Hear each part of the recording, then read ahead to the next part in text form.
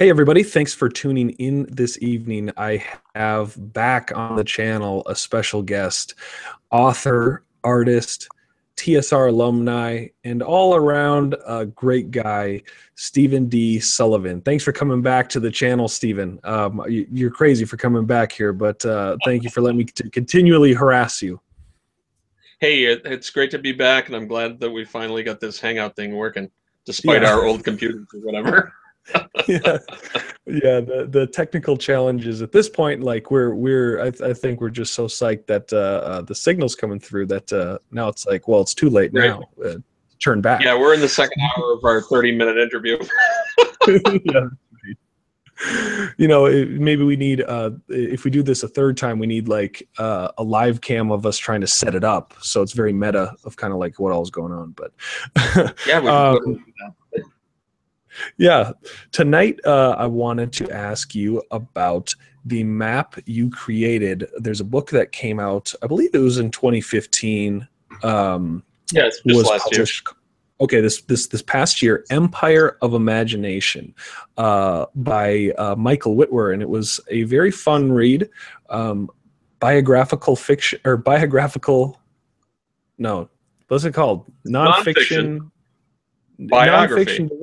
Nonfiction biography, but the style is written narrative nonfiction. That's the word I'm looking for. There you go. Yep, there's a cover right there. It was a very Yep. fast read and a very fun peek into somebody you knew, Mr. E. Gary Gygax. What was your take on the book in terms of did it feel like Gary, these stories that you read?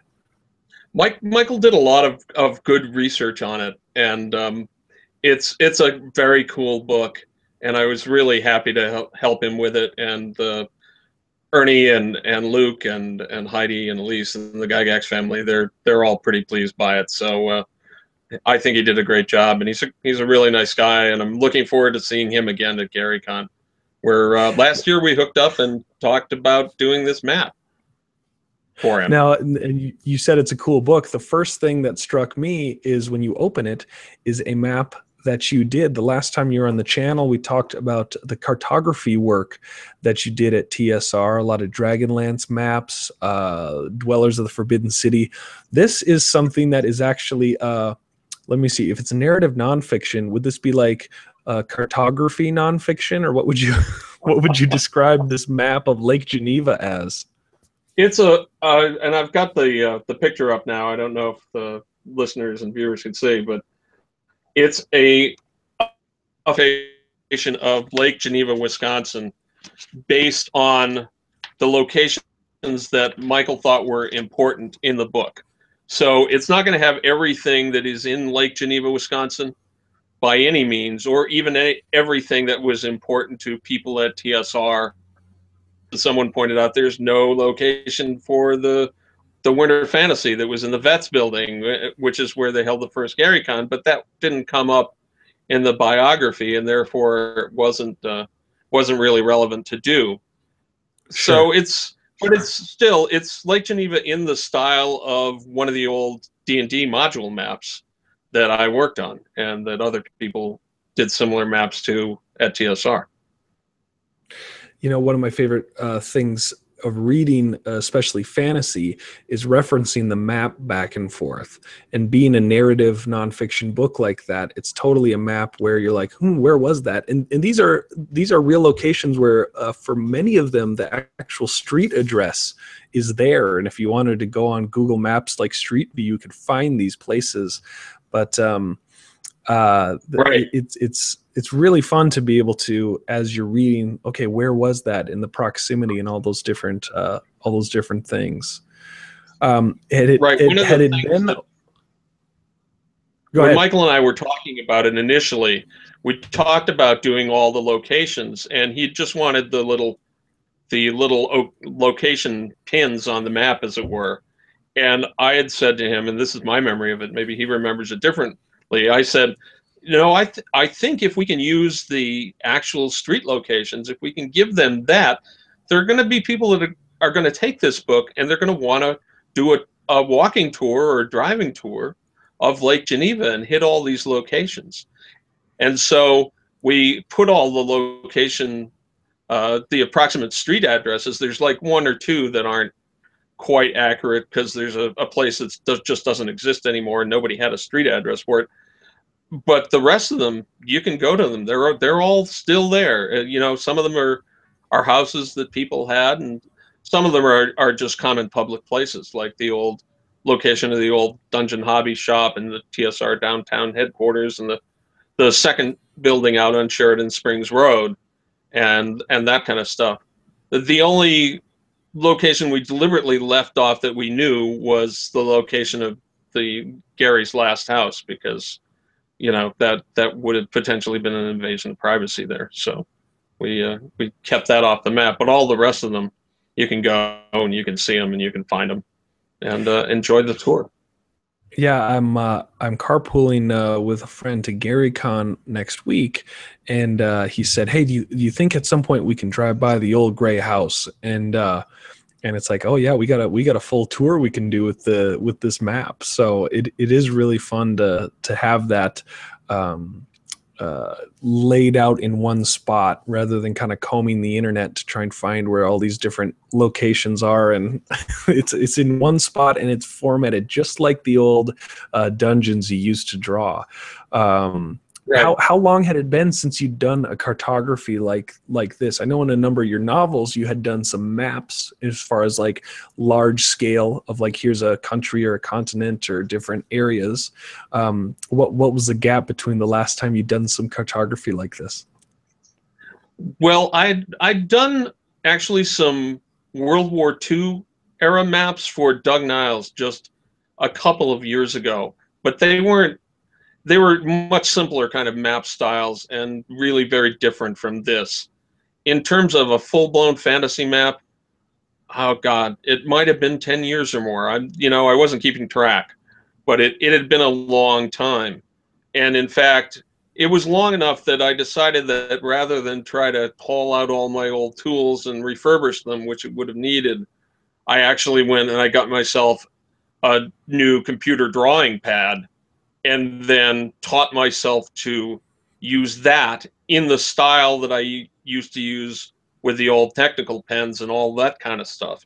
And so the map, it's hand drawn, but it's hand drawn on the computer using, literally decades of experience that I had doing this for TSR. And I also did work for Iron Crown and Hero Games and just all sorts of other people over the years and decades. So it was an interesting experience. And at first there was kind of a little bit of a steep learning curve in order to get Photoshop, which is what I was using to draw on this tablet, to do what I wanted to do with it. But in the end, it came out really, really well. And because I was doing this in the computer, I could actually do a black and white map and a color version of the map pretty much simultaneously, even though it was only going to be produced in one color for Michael Whitwer's book, which it's the end papers. I don't know if that was obvious, but you open the book and either the front or the back cover, inside the cover. Are there any things you missed? Now, you mentioned the ability you have with a tablet, modern day stylus tablet thing to be able to have a little bit of flexibility. Were there things you missed about having the old school tools that you were used to? The thing I missed most about the old school tools was just kind of the feel of them at first, and the fact that, over the time I was at TSR and Pace Setter and then freelancing and stuff, I developed a really good, fast set of skills using the technical pens and the other tools that I was using. And going back and having to relearn all of that, it was almost like learning to have to walk again. It just, everything took so long until I got to a certain point. And then it became kind of a joy because suddenly I didn't have to run a waxer and wax up the type tags and cut them all apart with an X-Acto knife and then lay them all down into the map, which that kind of stuff, boy, that was a drag to be able to just, use Photoshop's type abilities and just do all that very quickly and then to be able to change it relatively quickly if I had a typo or if Michael decided he wanted to change what was there. The ability to do that was really great. But I did miss kind of the visceral feel of the old tools, and it's also a little bit disappointing that in some sense there's not really an original piece of art with the map. You know, with a lot of all the other stuff, in the end there was a map that you could hang on your wall, or at least hang portions of it on your wall if there were overlays and that kind of stuff. Now, I'm not even sure how many of the old TSR maps I may have anymore. I think I got a lot of the freelance stuff back, but the stuff that was done at TSR, God knows where it is. It's you know, the way Jeff D and other people have lost their art. Probably most of that art is gone, destroyed, or if I'm lucky, I've got some upstairs. But I haven't looked at that in well more than a decade, so I don't know for sure. Maybe it's like Raiders of the Lost Ark, and there's this giant warehouse where all of it is stored, and one day someone's going to cash in on all of it or something. But well, I hope that Larry Elmore and Jeff Easley and David LaForest and I and the rest of the art gang are still alive when that happens, so we can get our cut. Now, I suppose like the equivalent of modern day of like the original art would be like you could save it direct to a USB stick and then frame that and be like, this is the USB stick that holds the original file, but it doesn't quite have the same soul. Yeah.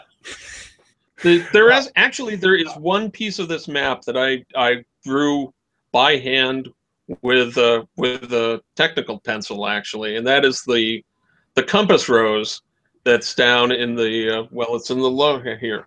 I'll just haul it up and show it, maybe. You see this? Yeah. Compass rose. It's down by my fingers here. Oh, yep. That sucker I drew by hand, and then I modified it. Okay. Then I modified it with Photoshop and colored it up and made it look really cool. Now, tell us, what is that you're holding up? Because that's a lot bigger than the book. Yes, it is. The someone I know, in fact, someone that's I'm talking to right now, convinced me that I should get this map out in time for GaryCon this year as a poster. So thanks to Nathan, he and I worked together with the printer, and if God is on our side, we've ordered copies, and there will be copies showing up between now and GaryCon that people will be able to purchase at GaryCon. Lord willing and Lake Geneva don't rise, right? Right, yeah. Right, yeah. If we don't get buried under tons of snow, you know, if Godzilla doesn't wander through, if any number of weird circumstances don't happen, you know, we should have maps to sell. Now, we don't have a set venue for that yet. But if you find me, yeah, I'll certainly be carrying them around, carting them around, and willing to sell you either a black and white version or a color version, depending upon what you want. There was a number of people that asked if they could have a blue version, like the old TSR modules. The version that's in the book, Michael Whitwer's book, is not actually black and white. It's actually blue and white. And so that adds to the effect, and that's really cool. But when we were looking into printing it, to do blue and white would have been the same price as to do 4-color. So I'll consider doing that as maybe a special request for people in the future. But I couldn't see people wanting to pay full color price for a map that's basically one color.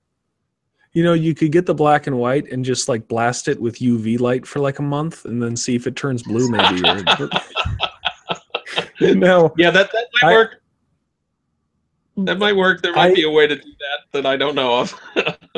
Is it true that the cyan color in those old module maps was because it was harder to photocopy? I've heard that before, but I don't know if there's any validity. Yeah, that's the truth then. So it's an anti-piracy from the 80s. Piracy was as speaking as someone whose original copy of D&D exists in a 3-ring binder from photocopies. Piracy was a considerable problem in the Yeah. early days of the game. And one of the ways to combat that was to print the maps, which were on the inside of the covers, in non-photo blue. Now, non-photo blue isn't technically, it isn't 100% cyan. It's a shade back from that. It's like somewhere between 20 and 40% cyan. If you put it on a photocopier, pre-color photocopiers anyway. I don't know if colors would do it, but pre-color photocopiers, it just went away. You just couldn't see it at all. So yeah, it was an anti-theft device. And from that, it evolved into having it 100% cyan, which photocopied okay. So at that point, it was more of a tradition than an anti-theft thing. Yeah. But yeah, it totally started as, we don't want people ripping our games off quite so much. So this is a cheap way to do that. So the I will say though, the color one is it's a very beautiful map. The different shades and color, and it's a full piece. So when I saw the proof of that, I was really pleased with how that turned out. Very, very beautiful too. Again, seeing it come from screen to actually seeing it on a map. And you can imagine me with my buddy. We're gonna have it like holding it up like a buddy travel movie in the car as we're trying to find all these spots. Because it's it's the blown up map, so that's going to look awesome. But going back to modules, if you have time tonight, since we spent the last 6 hours, 6 or 7 hours, I think, trying to set up this hangout, right? What's another 10 minutes? But there's an infamous module that you were involved in, B3, and I heard you tell this story. This is actually where we met last year at GaryCon. Palace of the Silver Princess, and it's such a fascinating yarn. I was wondering if, one, you could show us where on the map this took place, and two, if you have time, what exactly happened from someone who was pretty involved with it. Yeah, well, I'm gonna hold up the map here, and I don't know if hopefully you're gonna be able to see it. This story took place in the creative section of TSR, which was indicated by this little castle here on the map downtown, which is currently above the Kilwins Fudge Shop in the old Hotel Claire. Okay. Hotel. Nope. It's near the theater, and it's near the Riviera. But on the map, it's marked as number 11 TSR Hotel Claire. The dungeon. So the Hotel Claire was the dungeon hobby shop building, and above that, on the top two floors, 2 and 3, were the creative offices of TSR in the early 1980s. The financial offices and the management offices were out on Sheridan Springs Road, in the building they're in now, but in a different building that was a couple of doors down from there. So creative, and all of the creative. You guys had a comfortable distance from each other then, right? Sometimes comfortable, sometimes not. Yeah. And this was during what I realize now was Gary's kind of power struggles with the Blooms.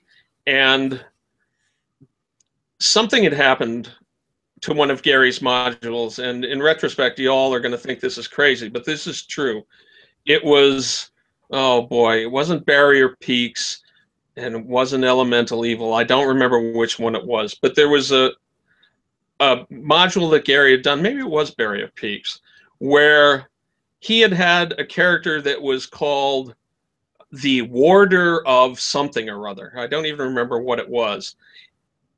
Warder, not Warden. And the developers had naturally thought, well, that's a typo, and had changed the name of this character from Warder of whatever to Warden of whatever.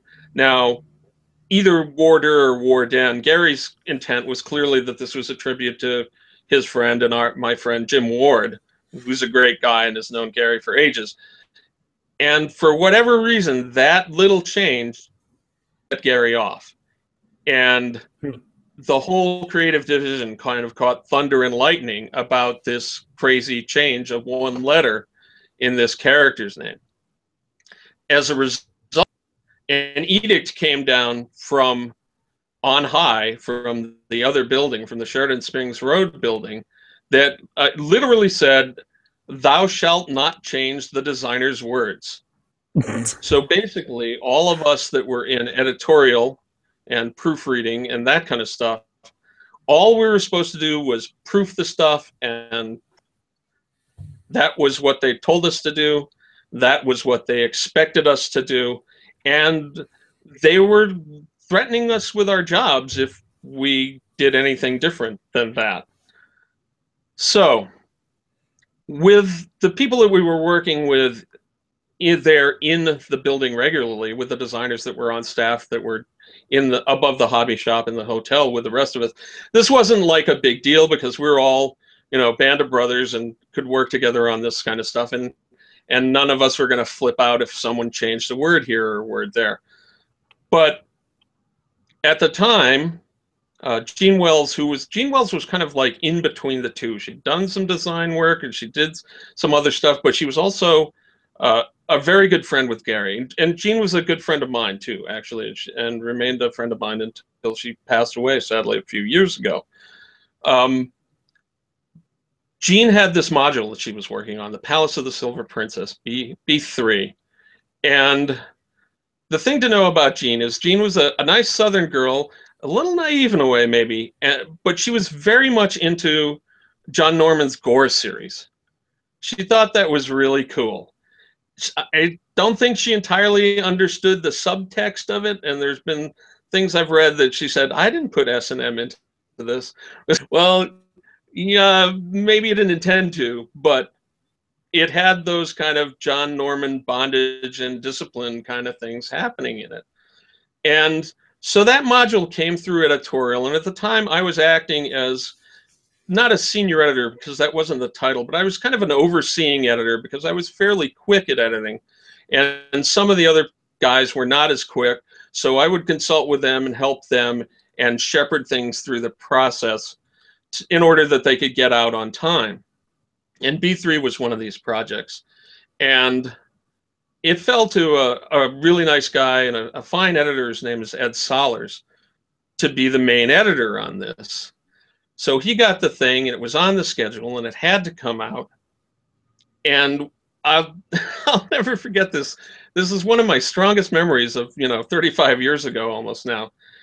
Ed coming into my office, which was next door to his, I believe, and him saying to me in his Texas drawl, he said, "Steve, this is bad.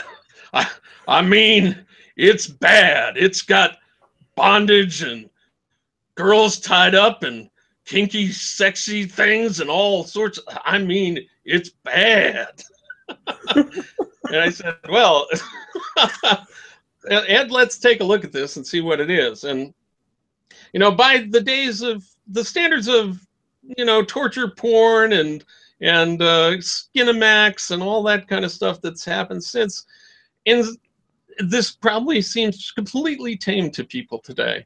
But at the time, having a naked woman tied up by her hair, being poked by 9 guys with swords, was way over the line in a lot of ways. Now, for a game marketed towards 10 and up, right? Well, that was kind of a conflict within the company too, as to whether D&D was a game for teenagers and adults, which is what most of us thought it was, and whether it was a game for young kids, which is kind of the way management was trying to push it, or certain segments of the management, not including Gary, were trying to push it toward a younger crowd. So it was, again, in retrospect, it might not seem so terrible, but at the time, it was, at the time in which they were removing pictures of breasts from the monster manual that had been okay when it came out, it was definitely on the edge. And so Ed came to me, and we looked at it, and we talked about it, and I probably talked to Harold, who was our our boss of production / editorial at the time. And despite our trepidations about it, I ended up saying to Ed, we've got to put this out. We have this edict that you can't change it. So run it through the process. Do the best you can with it. I'll proofread it and do whatever else with it. And we're going to put it out the way it is. Now, it got down to the art department, and for whatever reason, enough of them were ticked off about this whole thing that most of them refused to work on it. So as a result of that, I ended up doing some of the art because I'm trained as an artist, and ended up probably a year or less later. So I ended up doing some of the art, and Jean Wells did some of the art, and I inked some of her stuff.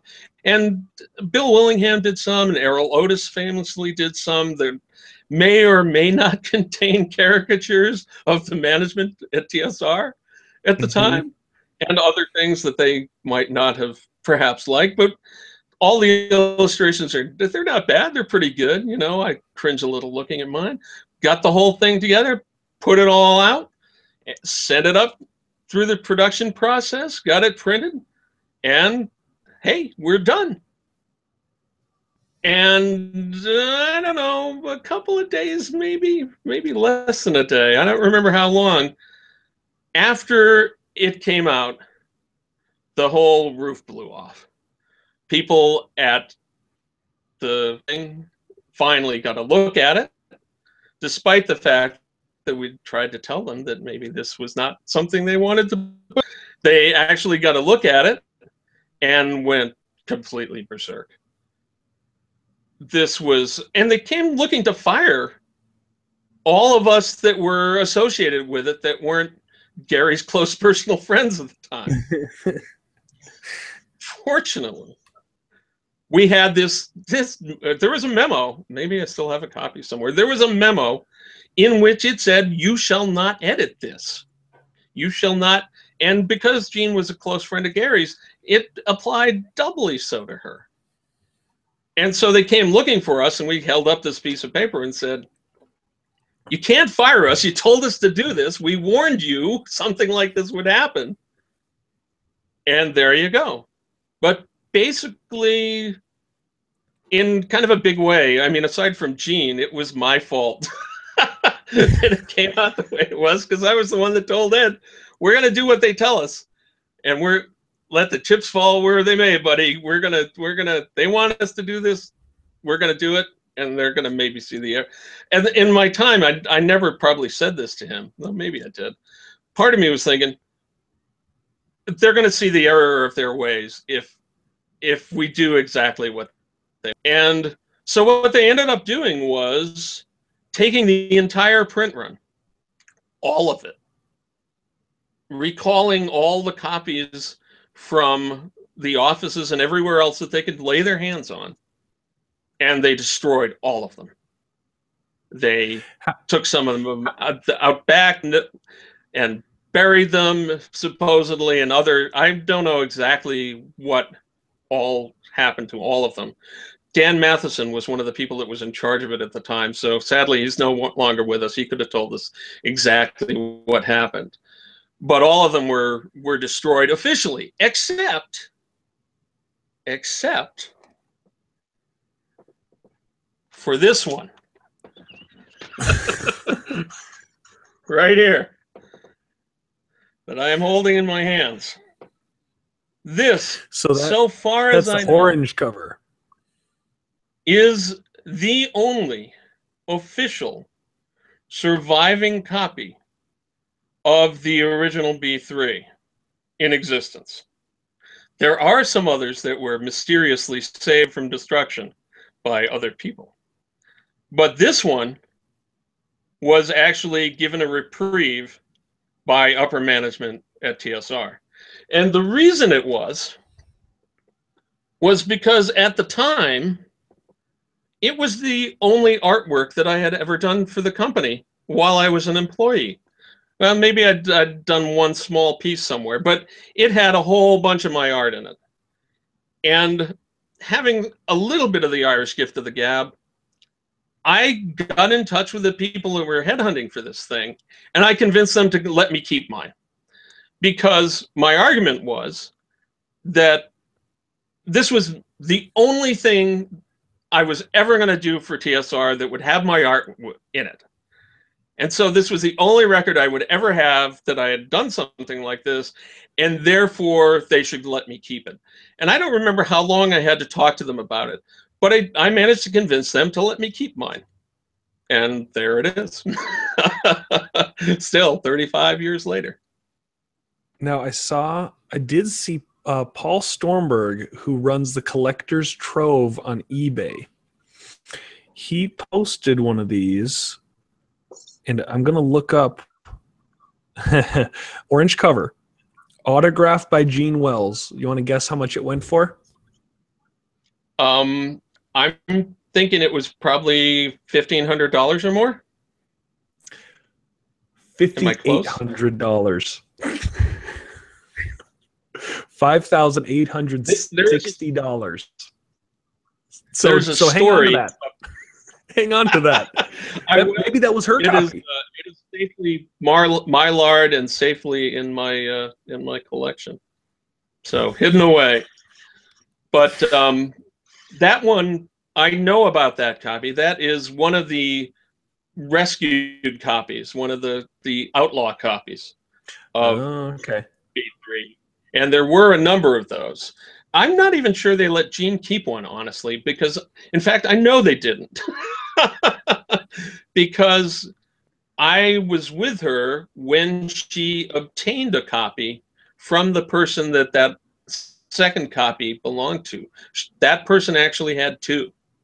And that person who was a good friend of hers and mine said to her in my presence, I will give you one of these if you will sign the other one and promise me you will never sign another one.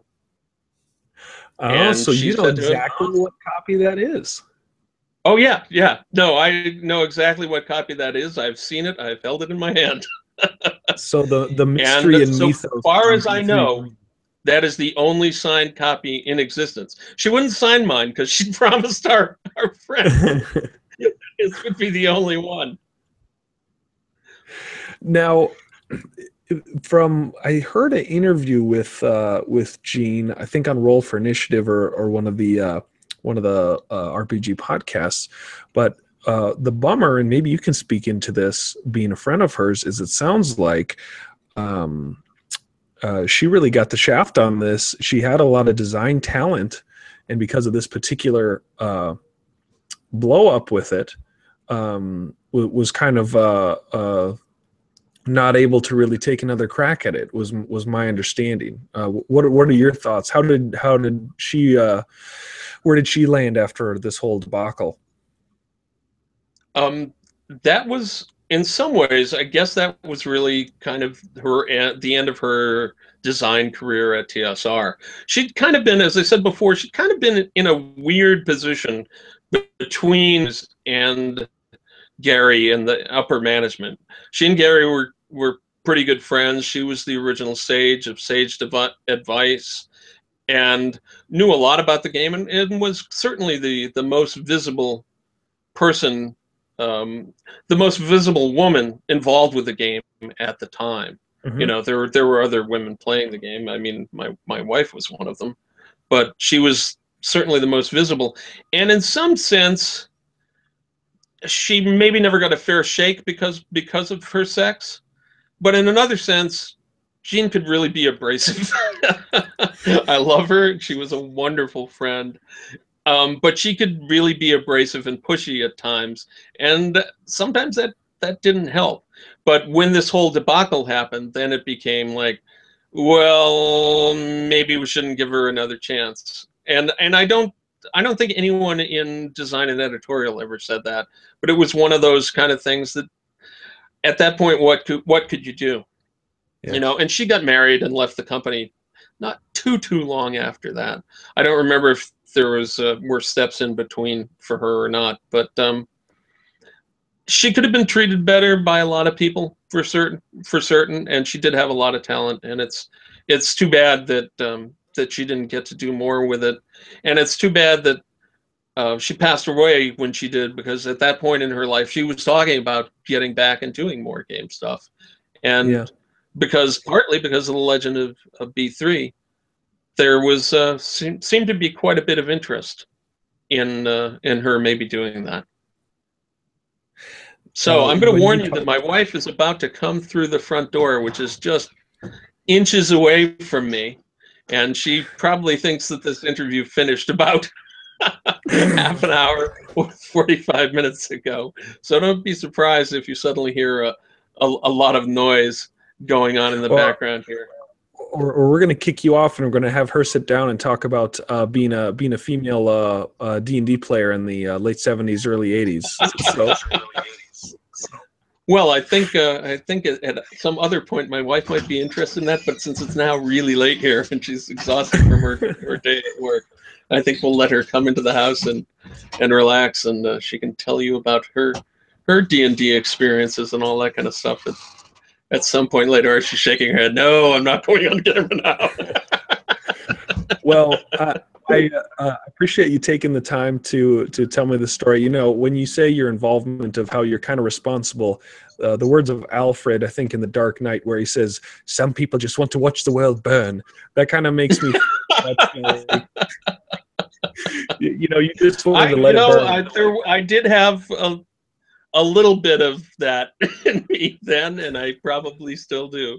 So, you know, it's like, if other people want to hoist themselves on their own petard, there's a decent chance if they're not like brothers to me that I'm going to let them.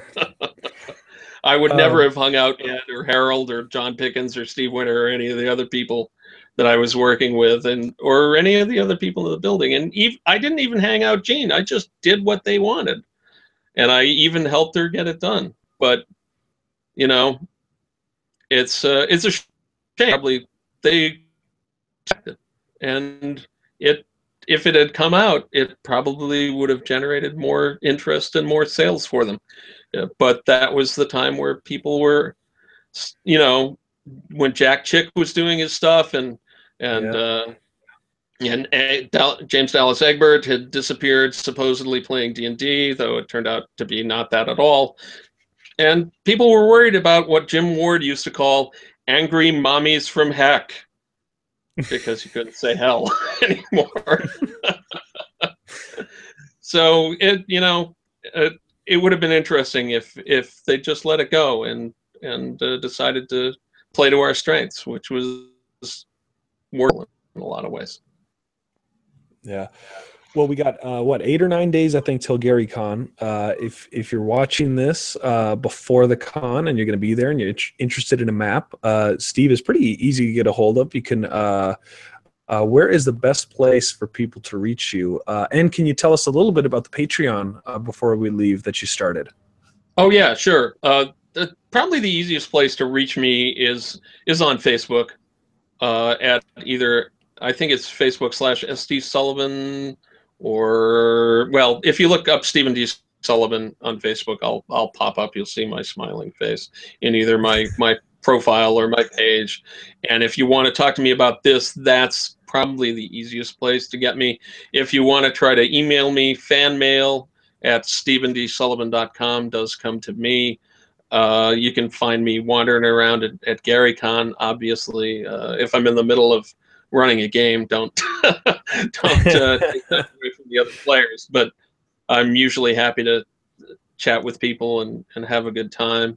And you can check out my Patreon, which is CushingHorrors.com. That's Cushing as in Peter Cushing, and horrors as in horrors.